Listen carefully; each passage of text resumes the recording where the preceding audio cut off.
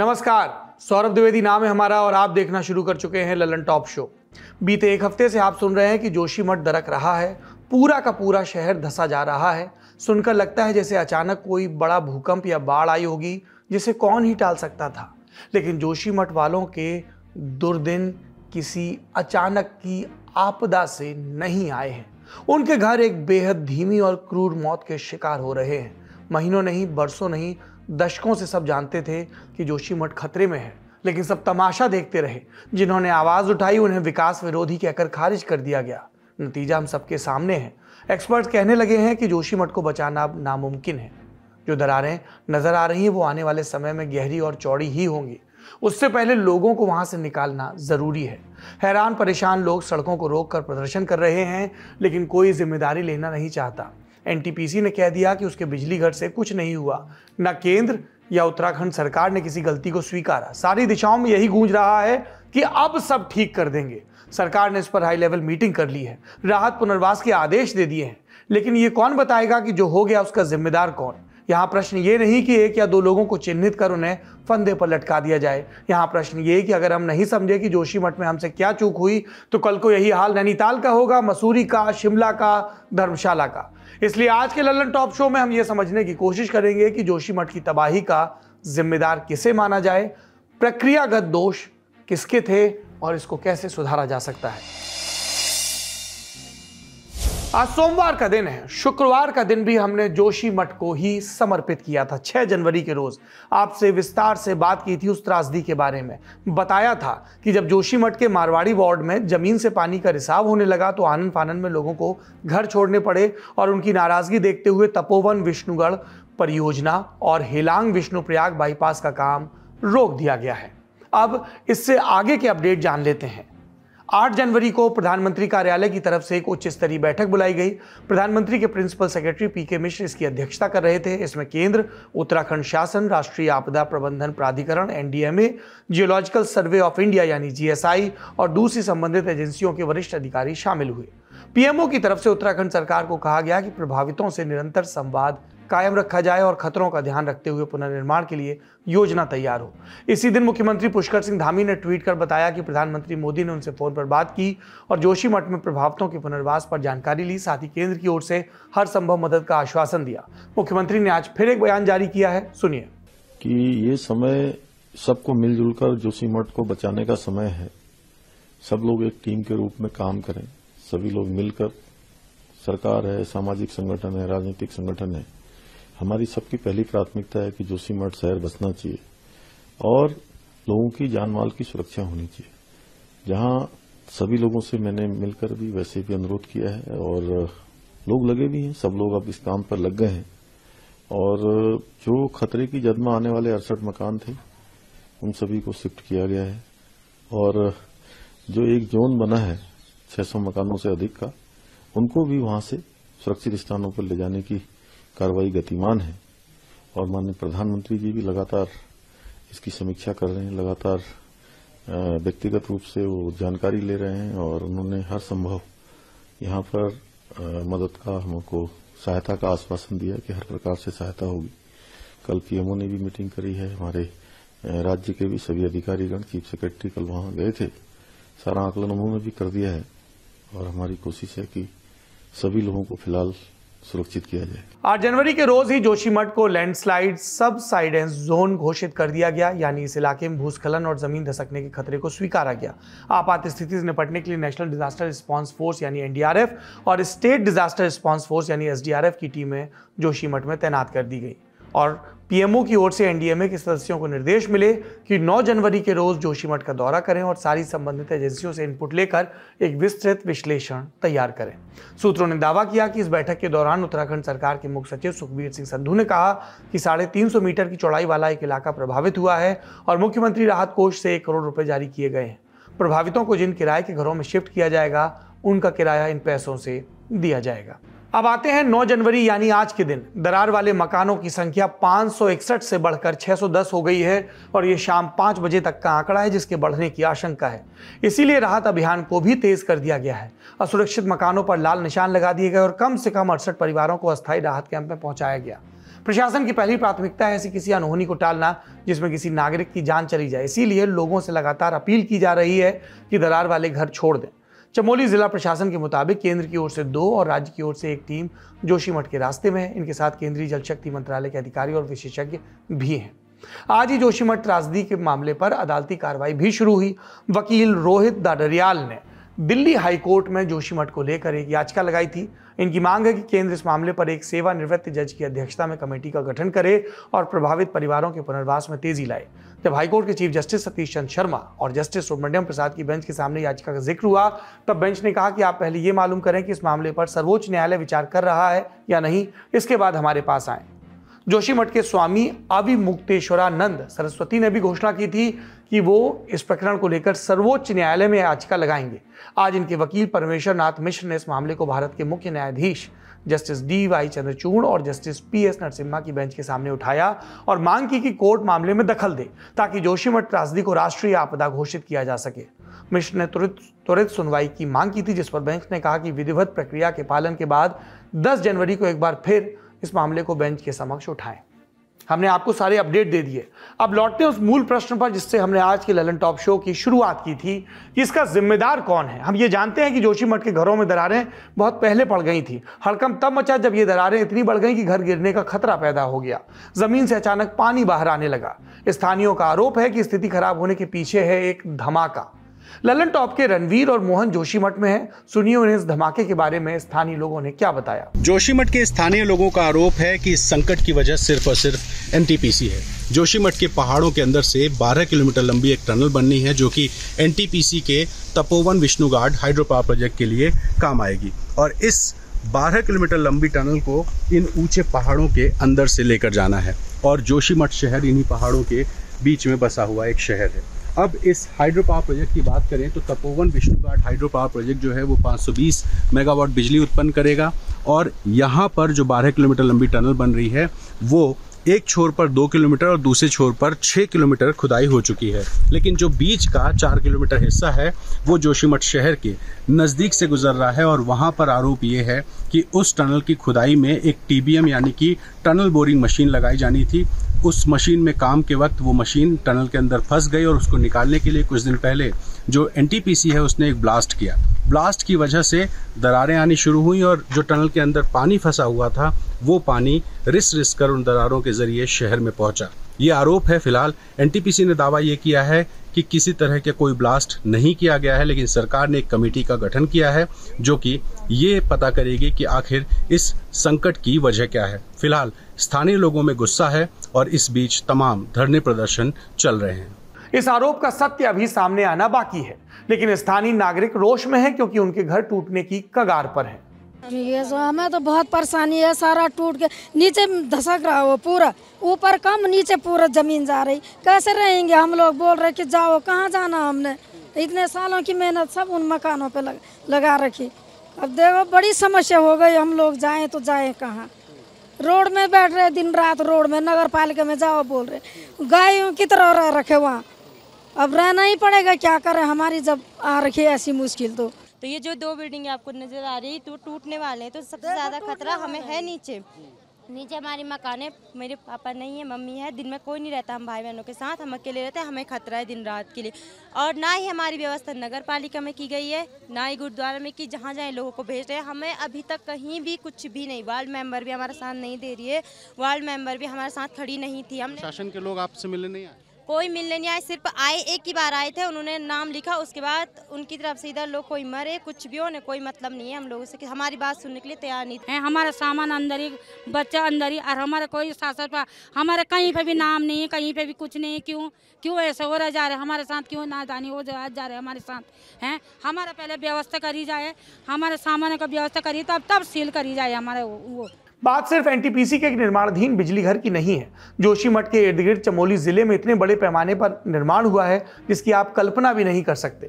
Lalan top ने स्थानीय सामाजिक कार्यकर्ता मल्लिका भनोत से बात की। सुनिए जोशीमठ के इर्द गिर्द कैसा विकास हुआ है। देखिए, बहुत वक्त से बहुत सारी चुनौतियां हमारे समक्ष में रही हैं कि पर्यावरण संवेदनशीलता जो है ये आज का मसौदा नहीं है। ये 1976 से मिश्रा कमेटी ने स्पेसिफिकली जोशीमठ में ये बात कही थी कि यहाँ पे पत्थर भी मत हिलाओ, यहाँ पे एक पेड़ भी मत काटो। आज उस क्षेत्र की ये स्थिति है कि वहां पर हम 4 धाम रेलवे लेकर आ रहे हैं, वहां पर हम टनल लेकर जा रहे हैं, वहां पर हम 4 धाम रोड का चौड़ीकरण कर रहे हैं, वहां पर हम बांध पे बांध बना रहे हैं, और ये सब कुछ एक साथ हो रहा है। और आप सोचिए कि ऑलरेडी जो कोई अगर एक कमजोर जगह है, तो वहां पर लॉजिकली रैशनली आप उसका संरक्षण करते हैं कि आप उसको और उसका दोहन कर उसको बिल्कुल नेस्तनाबूद करते हैं। ये सालों से इस तरीके की जो प्रक्रिया चल रही है, इसी का ही ये कारण है कि पूरी तरीके से ये नेस्तनाबूद हो गई है। ये घाटी जो है ये बिल्कुल एकदम ब्रिंक ऑफ कोलैप्स है।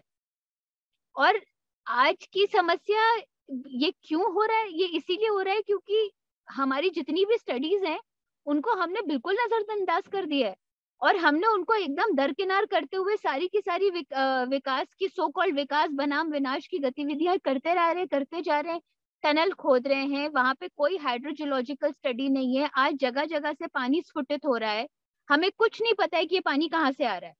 कहीं टनल से आ रहा है, क्या ये लेफ्ट ओवर पानी है, क्या ये 2021 रैनी गार्ड का जो डिजास्टर हुआ था वो टनल में सीप इन करा है, क्या वो प्रस्फुटित हो रहा है? हमें कुछ पता ही नहीं है, क्योंकि कोई हाइड्रोजियोलॉजिकल स्टडी नहीं है। और अगर कोई हाइड्रोजियोलॉजिकल स्टडी है ही नहीं, तो हमने इतना सारा काम कैसे कर दिया इन घाटियों में? कैसे हमने इन लोगों की, इतने सारे लोगों का जीवन आज एक पूर्ण विराम की स्थिति पर आ रहा है। आप कहाँ रिहैबिलिटेट करेंगे? आज लोग कह रहे हैं कि हमारी कम्युनिटी है, हम एक इकट्ठा रहना चाहते हैं। लोग सड़क पर हैं, कह रहे हैं कि आप जहाँ कहीं पे भी हमें भेजें, हमें एक साथ भेजें। कैसे फीजिबल है ये सब कुछ? आज एक ही चीज है जो मेरे हिसाब से अब हो सकती है, और वो ये है कि ये जो सरकारी जो तंत्र मंत्र रहा है, जो शुरू से ये ताना बाना रहा है, चाहे कोई भी पार्टी आई हो सरकार में, स्टेट के अंदर, उनका विकास का एक ही तरीके का मॉडल रहा है।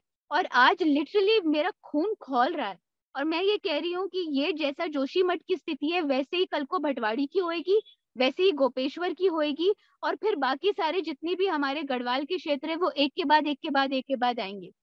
आज एक ही चीज है जो हम कर सकते हैं, वो ये है कि यहाँ पे इन संवेदनशील क्षेत्रों को संवेदनशील घोषित किया जाए, क्योंकि ये संवेदनशील हैं। आपने भारी निर्माण का विस्तार जाना, अब आते हैं इस सवाल पर कि ये निर्माण हुआ कहाँ। आरोप प्रत्यारोप से परे एक अकाट्य तथ्य है कि जोशीमठ का इलाका ग्लेशियर द्वारा पीछे छोड़े मलबे पर बना है। ग्लेशियर यानी बर्फ की नदी जो बेहद धीमी रफ्तार से नीचे उतरती है। इसकी बर्फ पिघलने से ही नदियों की धाराएं आकार लेती हैं। अब कल्पना करिए, जब बहता पानी अपने साथ मलबा लेकर चल सकता है, तो साबुत बर्फ कितना मलबा लेकर चलती होगी। तो जब ग्लेशियर पीछे हटता है या रास्ता बदलता है, तो नीचे ये मलबा रह जाता है, जो देखने में साबुत जमीन जैसा लगता है, क्योंकि इसकी परत बहुत मोटी होती है। लेकिन जैसा हमने कहा, ये है मलबा। इस पर निर्माण के क्या खतरे हैं, हमने जाना राष्ट्रीय भूभौतिकी अनुसंधान संस्थान में चीफ साइंटिस्ट विनीत गहलोत से। कि आप जब भी कोई निर्माण, कैसा भी निर्माण करते हैं, तो आप ये सबसे पहले देखते हैं कि भाई उसकी नींव कितनी मजबूत है। अगर आपकी नींव अच्छी नहीं है, और ऊपर से आप ऑलरेडी एक स्लोपिंग ग्राउंड पे हैं, मतलब जिसमें कि आपके पास एक स्लोप है, जितनी भी हमारी पहाड़ियां हैं सब में एक स्लोप होता है, तो उसमें फिर आप जो एक ऐसी मिट्टी जो कि जिसको मोरेन कहते हैं, ग्लेशियर मोरेन वो कहते हैं उसको, उसमें जियोलॉजिकल टर्म में, तो वो जो अगर वो ऐसी कोई मिट्टी है, ऐसी कोई जगह है जो कि लूज ग्राउंड है, जिसपे की फाउंडेशन अच्छी नहीं हो सकती, तो उसको आपको उसके ऊपर फाउंडेशन रखना ठीक नहीं होगा। आप रख सकते हैं अगर आप उसको गहरा खोदें और नीचे बिल्कुल बेडरॉक लेवल तक जाएं और प्रॉपर मेजर्स लें, जो तरीके हैं हमारे स्ट्रक्चरल इंजीनियरिंग में वो करें, तो आप कर सकते हैं। लेकिन ऐसे सिंपली उसके ऊपर मकान बना देना, कोई भारी इमारत बना देना, वो ठीक नहीं है। ऐसे ही है कि जो मोरेन होते हैं, या जो इस तरह के फैन कहते हैं हम लोग, फैन वो होते हैं जहाँ से कोई नदी, कोई खड्ड या कोई पानी निकल रहा हो कहीं पे, तो उसके चारों तरफ खूब सारी सॉइल जमा हो जाती है। अगर आप ध्यान से देखें, जो लद्दाख में या जितने ऊपर जाएंगे, जितनी भी बस्ती है, जितने भी लोग रहते हैं, वो सब इन्हीं फैन में और इन्हीं मोरेन में रहते हैं। और उसका कारण ये है कि उसकी सॉइल जो होती है वो उपजाऊ होती है, मिट्टी उपजाऊ होती है, और वो हार्ड नहीं होती। तो इसका मतलब आप उस पर खेती कर सकते हैं, इसका मतलब आप उस पर कुछ बो सकते हैं। तो इसलिए ये जमीन भी फर्टाइल होती है, क्योंकि वो इरोडेड सॉइल होके आती है, उसमें बहुत मिनरल्स हैं, वो अच्छी जमीन होती है। तो इसमें कोई शक की बात नहीं है कि आप जितना भी देख लीजिए, अगर आप ध्यान से लद्दाख इलाके में जाएं देखें तो आप देखिएगा छोटे छोटे गांव जो होंगे वो सब मोरेन या इस पे फैन पे बने होंगे। हालांकि वो अर्थक्वेक की दृष्टि से, लैंडस्लाइड, जियोलॉजिकल हजार्ड की दृष्टि से वो जगह ठीक नहीं है। आपको अगर कोई बड़ा स्ट्रक्चर बनाना है, अगर कोई हैवी स्ट्रक्चर बनाना है, तो आपको इनको 100% अवॉइड करना पड़ेगा। हाँ, लेकिन अगर आपकी कोई ऐसी रिक्वायरमेंट है कि अलाइनमेंट उसके बिना हो ही नहीं सकता है, तो आपको तलाश करनी होगी कि आप नीचे जाएं उसमें और जो फाउंडेशन लेवल पे, और जब आप हार्ड रॉक, बेसमेंट रॉक पे पहुंच जाएं, तब आप उसके ऊपर अपनी फाउंडेशन रखें और उस पर स्ट्रक्चर बनाएं। लेकिन अगर आप लूज ग्राउंड पे, लूज सॉइल पे, लूज मोरेन पे, लूज फैन पे कोई भी स्ट्रक्चर बनाएंगे, उसके डैमेज होने की पूरी उम्मीद हो सकती है। जब विनीत ने हमें बताया कि मलबे पर निर्माण के खतरे क्या होते हैं, तब हमने उनसे यह भी पूछा कि ऐसी जगहों पर निर्माण के लिए कुछ तो नियम कायदे होंगे, क्या इनका पालन भी होता है? फिर हमें जो जवाब मिला वो आपको ध्यान से सुनना चाहिए। मुश्किल है, मुझे नहीं लगता कि ऐसा किया गया होगा। देखिए, जितने भी हमारे इंजीनियरिंग प्रोजेक्ट होते हैं, जो इंजीनियरिंग जो गवर्नमेंट एग्जीक्यूट करती है, उसमें ये एक बाय रूल है कि भाई आपको रूल फॉलो करने होंगे। इसका मतलब आपको उनके पास कोई रिपोर्ट होगी, उस रिपोर्ट के बेसिस पे वो फाउंडेशन रखेंगे और उसको फिर सर्टिफाई करना पड़ेगा, तभी उनको मंजूरी मिलेगी। लेकिन जो बाकी जो और जैसे कोई बड़ा होटल हो गया या बड़ी कोई इमारत हो गई, बड़ा स्ट्रक्चर हो गया, उसके बारे में मुझे नहीं लगता कि कोई इसके बारे में कोई एहतियात बरतता होगा। तो ये उम्मीद करना, बस आप अपने घर, अपने आसपास ही देख लीजिए कि मतलब जो हम जितने भी बिल्डिंग बनाते हैं, घर बनाते हैं, उसमें कहाँ वो सब एहतियात बरतते हैं जो कि लिखी पढ़ी गई हैं। हम वो म्यूनिसिपैलिटी का नक्शा तक जो है हम लोग उसको फॉलो नहीं करते हैं। हम इमारत कुछ और बनती है लेकिन नक्शा कुछ और पास करते हैं। तो वो तो मुझे नहीं लगता कि उसमें कोई लोगों ने एहतियात बरती होगी। हाँ, लेकिन जो बड़े इंजीनियरिंग प्रोजेक्ट होंगे, अगर हैं तो उससे पास होते हैं तो मुझे उम्मीद करनी चाहिए, अगर वो नहीं किया है तो उनके लिए ये तो बहुत ही मतलब एक तरह से क्राइम का कहा जाएगा कि अगर वो इस तरह उन्होंने नहीं किया गया हो। अब इस संदर्भ के साथ वापस तपोवन विष्णुगाड़ परियोजना के प्रश्न पर लौटते हैं। इसे बना रही है नेशनल थर्मल पावर कॉर्पोरेशन यानी एनटीपीसी। नाम में ताप विद्युत का जिक्र है, लेकिन ये संस्था पनबिजली घर भी बनाती है, यानी जहां पानी के प्रवाह से बिजली बनाई जाती है। इसी एजेंसी के पास तपोवन परियोजना की जिम्मेदारी है। जब जोशीमठ त्रासदी को लेकर लगातार तपोवन परियोजना पर आरोप लगाए गए तो एनटीपीसी ने साफ कह दिया कि वो 12.5 किलोमीटर लंबी सुरंग बना तो रहे हैं, लेकिन वो जोशीमठ शहर के नीचे से नहीं जाती और ना ही इस सुरंग के चलते शहर को नुकसान पहुंचा है। और हाल में तो कोई ब्लास्ट भी नहीं किया गया। आपने सुना, स्थानीय लोगों ने कहा ब्लास्ट हुआ, एनटीपीसी कह रहा है ब्लास्ट नहीं हुआ। केंद्र की इतनी बड़ी एजेंसी कोई दावा करे तो उसे हल्के में नहीं लिया जा सकता। लेकिन क्या बात इस दावे पर खत्म हो सकती है? हमारे सामने इंडियन एक्सप्रेस अखबार की 9 जनवरी की रिपोर्ट है, जिसे जय मजूमदार ने लिखा। जय अपनी रिपोर्ट में बताते हैं कि दिसंबर 2009 के बाद से अब तक कई बार ऐसा हुआ कि सुरंग की खुदाई में लगी मशीनें ऐसी चट्टानों से टकराई जिसमें पानी मौजूद था। तकनीकी भाषा में से कहते हैं एक्वीफायर इंग्रेस इवेंट। इसमें जमीन के भीतर का पानी तेजी से सुरंग में बहने लगता है। 2010 में इतना पानी रिसा कि एनटीपीसी को जोशीमठ के लोगों के साथ एक समझौता करना पड़ा, क्योंकि शहर में पानी की कमी हो गई थी। याद रखिए, हम जोशीमठ की बात कर रहे हैं, जहां पानी की कोई कमी नहीं। हर तरफ हिमालय की चोटियों पर ग्लेशियर है। रिपोर्ट में उत्तराखंड सरकार के disaster management and mitigation centre में एग्जीक्यूटिव डायरेक्टर पीयूष रौतेला का बयान भी है। रौतेला कह रहे हैं कि जोशीमठ में रिस रहा पानी मटमैला है। संभव है जमीन के भीतर पानी के स्रोत पर असर पड़ा हो, लेकिन फिलहाल ये बताना मुश्किल है कि इसके पीछे सुरंग है या नहीं। पर सुप्रीम कोर्ट द्वारा चारधाम परियोजना पर जो कमेटी बिठाई गई थी, उसके सदस्य हेमंत ध्यानी साफ शब्दों में एनटीपीसी पर सवाल उठाते हैं। उन्होंने पूछा, एनटीपीसी ये कैसे कह रहा है कि उसकी सुरंग का त्रासदी से कोई लेना देना नहीं? हिमालय के अंदर जो है हमारे जो ये चारधाम हिमालय, खासकर जो ये पूरा गंगा का जो हिमालयन बेसिन है, कैचमेंट है, पानी के समृद्ध जल स्रोत है। लगभग हिंदुस्तान की आधी से ज्यादा आबादी जो है, जो गंगा सागर तक निवास करती है गंगा के बेसिन में, वाटर और फूड सिक्योरिटी सीधा सीधा हिमालय के क्षेत्र से उनकी जुड़ी है। लाइफ लाइन है ये पूरा। तो ये जो पूरे पानी के समृद्ध जल स्रोत हैं हमारे पहाड़ों के अंदर, जब आप कोई सुरंग खोदेंगे या कोई भी एक्टिविटीज करेंगे, पहाड़ काटेंगे, आपको सड़क बनाएंगे, आपको चाहिए कि पानी के स्रोतों के ऊपर क्या प्रभाव पड़ रहा है उसका अध्ययन करें और उन दुष्प्रभावों से बचा जा सके, इस ऐसे उपाय करें। लेकिन जो ये जितनी सुरंगें खोदी गई है बांध निर्माण इन परियोजनाओं के लिए, हमने 2014 की अपनी रिपोर्ट में बड़े साफ तौर से अनुशंसा की, ये सिफारिश की, ये बताया कि इनमें कोई भी, इसको कहते हैं हाइड्रोजियोलॉजिकल स्टडी, भूगर्भीय पानी के स्रोतों पर क्या प्रभाव पड़ेगा उस जल के क्षेत्र पर, इसका कोई अध्ययन नहीं है। सीधा सुरंगें खोद दी जा रही हैं, वो अंदर के जल स्रोत जिन्हें एक्वीफर कहते हैं उनको कहाँ पंक्चर करेंगी, क्या दुष्प्रभाव डालेंगी, उसका कोई अध्ययन नहीं है।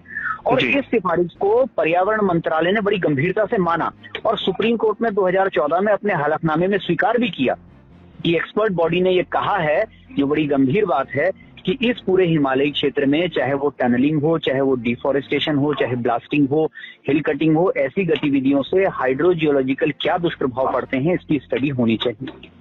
क्योंकि आप जहां भी देख, उसने रिपोर्ट किया था कि इसी एनटीपीसी की टनल ने जोशीमठ के पास उस क्षेत्र में एक बहुत बड़े एक्वीफर को, भूगर्भीय जल स्रोत को पंक्चर किया और उसको पंक्चर करने से लगभग 600-700 लीटर पर सेकंड की दर से पानी का रिसाव हुआ और वो पूरा स्रोत बर्बाद हुआ। और ये बाकायदा करंट साइंस में ये जनरल प्रकाशित हुआ डिजास्टर मैनेजमेंट सेंटर का, और उन्होंने लिखा कि इसके कारण जो है सबसिडेंस, भूदशाओं की घटना पैदा हो सकती है। तो और जोशीमठ में, और इस कारण से जो है एनटीपीसी ने उसको बाध्य होकर माना और एनटीपीसी ने जो है ये स्वीकारा कि जो भी पैसा होगा हम देंगे, अगर जोशीमठ के जो पानी के स्रोतों को प्रभाव पड़ा है तो हम उसका खामियाजा भरेंगे, और भरा।